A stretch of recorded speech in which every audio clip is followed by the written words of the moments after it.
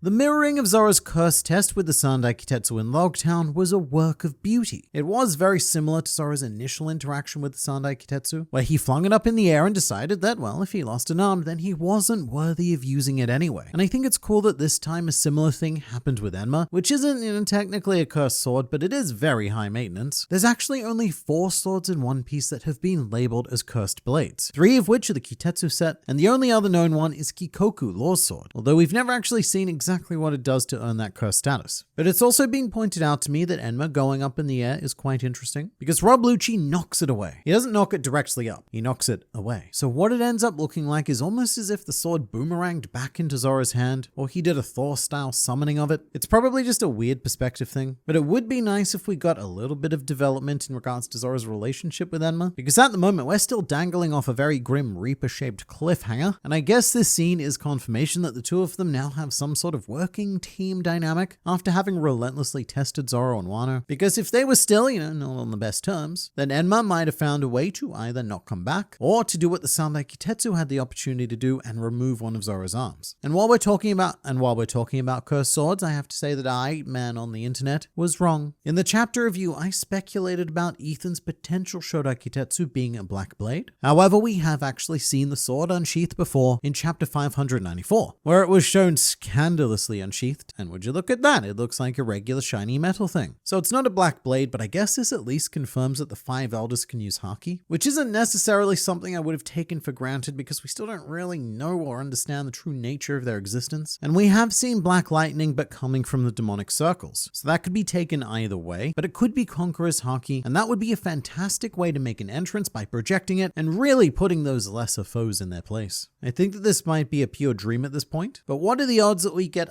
just a little bit of Zoro versus Ethan, just so that Zoro can see Ethan's blade and have a bit of a sword geek out moment. Saint Ethan Baron Venus Juro versus Zoro Juro, famed cut slicer of Wano, and a yokai versus the king of hell. I don't know if that'll happen simply due to geography. Zoro's up there in the lava phase and Ethan, he's on the floor at the ground level. But look, I can have some hope. I don't know, man. He won, but I still think Zoro's stocks are in shambles. I disagree. So, with most stock-based controversies, they tend to revolve around companies inflating the value to their shareholders. But with Zoro, what he's done is not that. He's actively deflated the value. He's been pretending that his stocks are weak. Oh, poor me. Knowing full well that he could represent their proper value at any given time. It's almost as if he's been deliberately manipulating the market, giving people a chance to buy into him cheaply with a big payday. Look, I am not a fictional pirate prophet, but we have video evidence. I warned you about what was going to happen with the Zoro and Sanji situation, and everything has played out exactly as expected. Sanji hit a sharp high and then plummeted, whereas Zoro did a gradual plummet and then hit a sharp high. Sambo escaping all 5 transformed elders plus Imu just got even more impressive, especially with how fast Ethan is. It's actually insane that Sambo was able to escape from them. The only logical thing that comes to mind is that the 5 elders were a lot less free to act with the whole Sambo situation. For one, they obviously couldn't become their full-on giants because they would have destroyed the throne room, and for another, they probably couldn't risk going outside because they needed to keep up the facade of being holy beings, and there were a lot of foreign royalty present at the time. But another thing I'm very curious about is if the world nobles know about their abilities, or the more pressing question, would the world nobles care if they knew? Because as deluded and sick as they are, they believe themselves to be clean and pristine. So they don't really like demons. So how would they react to demons? Back to Sambo though, after having seen all of the 5 elders in their transformed states, I do think it was Imu who was definitely the one who injured him, because he's the only one that seems to have these arrow-like tendrils, which begs the question of what kind of yokai or mythical monster Imu is now. Let me know what you think in the comments. I can imagine the Gods Knights to have their own powerful devil fruits respectively, and they would probably be menacing like the 5 elders. So this goes back to what I was just talking about. I wouldn't necessarily bet on the Gods Knights having their own fruit abilities, because they are world nobles and devil fruits are curses. They're the filthy creations of the not them, and force-feeding devil fruits to slaves is an active method of torture. I can't help but feel a world noble would want to keep themselves,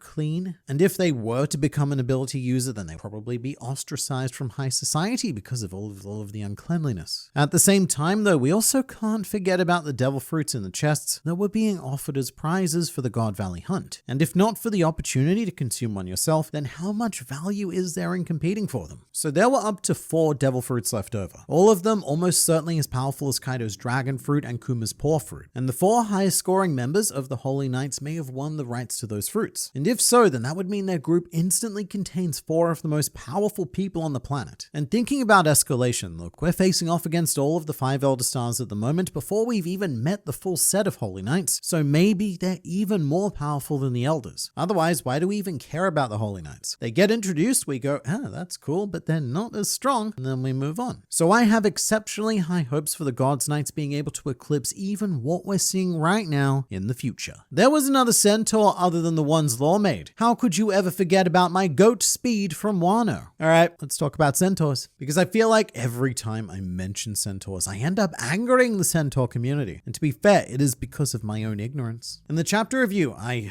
said that Ethan was the first centaur we've seen not created by Law on Punk Hazard. And I guess I just have a mental blind spot for centaurs. This isn't the first time I've done this either, because mate, I was wrong. To some extent, I do blame the One Piece wiki because I did check it before making that statement, and somehow they don't actually include Speed in the centaur article. And I know that she's a devil fruit user, but that devil fruit is a smile and therefore permanent. So Horselina is every bit as much of a real centaur as any of the others. But I can't just blame the wiki because, Jack's hybrid form is a centaur, Frankie, he briefly became a centaur. And there's also all sorts of zombie creatures made by Moria and Hogback on Thriller Bark that are centaurs. And there's even one centaur that Moria made during the Paramount War without the help of Hogback, which is a little bit confusing how he did that, because he doesn't summon zombies. He controls shadows. Hogback is the one who makes the zombies. Anyway, not touching that here. But in conclusion, I'm done giving statements on centaurs. Are we going to mention how Saturn the Giant is the smallest one? I don't think smallest is quite right because it's a 2D representation of a 3D space. Saturn is undoubtedly the flattest one, and his head is closest to the ground, so it gives him the illusion of being small due to being a spider. But his body is still colossal. He's probably just as flat as Ethan is tall. Also, while we're on this, allegedly this is the first double page spread in 8 years, and when I say that, I mean the first full double, as in one that doesn't include any small panels anywhere else or is like a 2/3 spread. And the last time we had a full double page spread was in chapter 800 when the Grand Fleet formed. I say allegedly because I'm not going through 300 chapters just to confirm that, but a lot of people on the internet are saying it, so I'm going to become one of them. And I guess it goes to show how much information Oda tries to cram into these chapters. The idea that he can only afford to use 2 pages on a single image once every 300 chapters or so. Now, something else I should also address is that a few people have wondered why I keep calling these old men the 5 Elder Stars when it says 5 Elder Planets on the spread. But you need to remember that this is a fan translation. The actual raw text doesn't have the planet part in English, just the kanji Hoshi, which can mean both star and planet as well as other celestial objects. I get what the scans are doing. They're all named after planets, so it makes sense. I just personally think that 5 Elder Planets, well, that sounds stupid. But also there's no real English equivalent of the word Hoshi that can really convey the layering of Japanese. So this is a case where English unfortunately needs to make a choice. And in this case, the most accurate translation doesn't quite sound the best to me. Like how people constantly complain about the official Viz manga translating things too literally. One underrated moment in this chapter was Usopp stopping the Sunny from falling down the lava phase. This is a moment so underrated that I didn't even bother to mention it in the last video. But it's a nice situation where Usopp is being taken as the serious responsible adult in the group. He was the one who saved the Sunny, Brook, and Lilith, and he doesn't get to do that very often. He's usually the one who needs saving. I suspect that the scene will be a lot better in the anime because they will definitely use it as an opportunity to employ some filler and expand on it, and we'll probably get to see Usopp confronted with the problem and gloriously implement the solution. Also, I love Lilith kicking Brook in his non-existent balls in the background. It's a great character showcase for both of them because Lilith, of course, has gone for the most evil option, and meanwhile Brook's stuck there being a polite gentleman just letting it happen because it's not like it affects him. Yamato cover story reminds me of Jinbei cover story. Yeah, I can see that. In the way that Jinbei also blew off the crew because he had something better to do, which then turned into a fun side story about helping a sea kitten. What I'm hoping for at the moment is Yamato acquiring a set of vassals, potentially even some of the fallen Tobiropo, very much like how Kozuki Oden recruited Ashura Doji, who was originally an enemy. Although I have to say, if Yamato was truly committed to following the path of Oden, then going to Egghead Island would have been the right idea, because right now there's a big old pig that needs to be cut down, which was one of Oden's more legendary actions, and we really could have just used the extra help here, Yamato. The most exciting potential for Yamato's cover story is the possibility of learning more about Pluton, or perhaps even finding and seeing Pluton for the first time. We did start the cover story underwater, so that could be where we're heading. And the most epic way this cover story could end would be after having been told where Pluton is by Caribou, Blackbeard arrives at Wano and uses his devil fruit powers to destroy the walls surrounding it, which in a weird way would actually be fulfilling the legacy of Kozuki Oden. His last command was to open the borders after all. So perhaps Monkey D. Luffy wasn't the D that Oden was waiting for all this time. I'm absolutely convinced that the broadcast originates somewhere other than Egghead Island, potentially Baltimore. Right, so if you don't remember, Baltimore is the name of the country that exists within Karakuri Island, which is where Frankie was sent during the time skip, and it's the birthplace of Dr. Vegapunk. I'm not convinced about the whole message originating from elsewhere. However, it would be pretty great if the Five Elders succeeded in destroying Egghead Island right at the last second, sort of like how the heroes always have to stop the Doomsday scenario at the last second. They do that only to be smacked in the face with the reality that the broadcast is coming from somewhere else, and they've been wasting their time. I'm just trying to wrap my head around the logic behind giants, demons, toon physics. So giants are greater than demons, demons are greater than toon physics, but toon physics greater than giants. And also I think toon physics greater than demons. The demons really suck in this scenario. But also, while we're throwing everything in there, let's not forget about future technology, magical fruits, clones, secret agents, and all of the other wonderful things that somehow exist in this world and specifically in this arc. It's something you don't even really think about anymore, but if any other series had tried to mix all of these elements, it would be a disaster. And the fact that on Egghead Island, we're talking about giants fighting demons for the sake of a toon, and we're talking about it seriously, is a huge credit to Oda's implementation of these ideas. So the other day, my wife made the mistake of asking me, well, what's happening in One Piece right now? And my brain imploded because I don't even know where to begin with Egghead Island. And how do you start? Everything requires about 1,000 chapters worth of pre-knowledge because it's an arc of nothing but payoff. It pays off the very slow story of the giants we've met. It pays off Vegapunk. It pays off the Five Elders. It pays off Kuma and therefore also Bonnie. It also calls back to Ohara, Enislobby, Sabadi, and so many other arcs. Everything is integrated. It is a mess, a very intricately weaved mess, but you really needed to have participated in making the mess to understand the mess. Remember the Seraphim?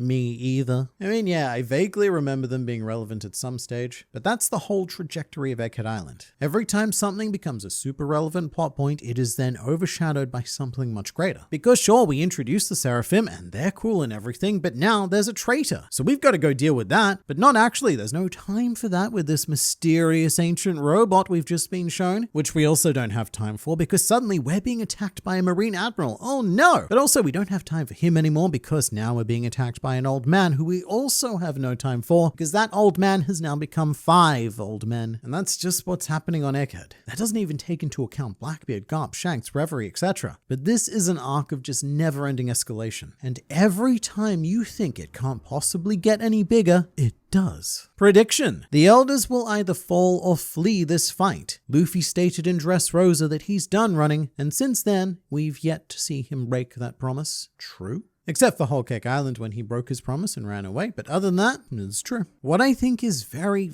easy to forget is that Egghead Island is the first arc of a saga, and I think it's easy to forget because of how absolutely thrilling the whole ride has been. This is probably a huge dose of recency bias, but I would argue that this could easily be a top 5 One Piece arc. But even then, it is still the opening arc for the saga. So I don't think we should expect big climax moments like defeating all of the 5 old men. However, I'm not going to rule it out completely because it's foolish to ever do that with One Piece. But if they are beaten here, then where do we even go? That would be the collapse of the world government as we know it. All we have left is Emu, the God's Knights, and some useless lobster demanding world nobles, meaning that Luffy and the Straw Hats have practically done the Revolutionary Army's job for them. That's the thing I've been thinking about, actually. The fact that Luffy's fighting the 5 Elders right here and now. Look, if they're not beaten, then it's a pretty strong sign that Luffy won't fight them again for real later down the line, because repetition is boring. The way I see it is very much like how Whole Cake Island happened. Luffy got to have a bit of a skirmish against Big Mom. Oda got to showcase him taking on a fun emperor, but then he had to run away, and ultimately Big Mom was beaten by Law and Kid, whilst Luffy moved on to a different opponent because repetition is boring. But this way we get to have our cake and eat it too. We get to see all of the fun of Luffy interacting with the Elder Stars right now, and then down the line someone more story appropriate will probably deal with them. Although who knows, I could be completely wrong, and in a couple of chapters we could see the end of the 5 Elders as we know it, which would be very exciting because that's the maximum amount of chaos that the world can possibly be thrown into at this point. And if you want to find out whether or not that thing happens, then you should do the thing, which is subscribing to this channel for consistent injections of One Piece culture administered directly into your YouTube feed.